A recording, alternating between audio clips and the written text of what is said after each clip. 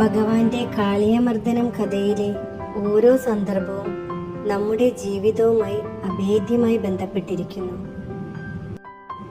യമുന നദി നമ്മുടെ ജീവിതം പോലെയാണ്. ജീവിതത്തിൻ്റെ ഒഴുക്കും നദിയുടെ ഒഴുക്കും ഏതാണ്ട് ഒരുപോലെയാണ്. ചിലപ്പോൾ താളത്തോടെ മേളത്തോടെ ഒഴുകി, മറ്റു ചിലപ്പോൾ വറ്റി വരണ്ടു. ഇതിലെ കാളിയൻ എന്ന സർപ്പം നമ്മിലെ അഹംഭാവത്തെ സൂചിപ്പിക്കുന്നു. മാത്രമല്ല, കാളിയന് വളരാൻ പറ്റിയ സ്ഥലമാണ് മനുഷ്യ മനസ്സ്.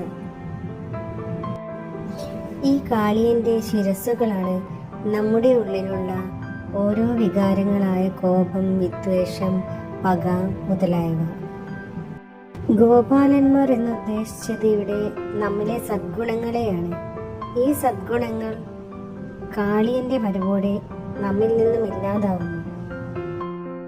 ഭഗവാന്റെ സാന്നിധ്യം യമുനാ നദിയിൽ കാളിയന് എങ്ങനെയാണോ അസ്വസ്ഥതയുണ്ടാക്കിയത്, അതുപോലെയാണ് ദൈവിക സാന്നിധ്യവും ദൈവിക ചൈതന്യവും ഉള്ളിടത്ത് അഹങ്കാരത്തിന് നിലനിൽപ്പില്ല.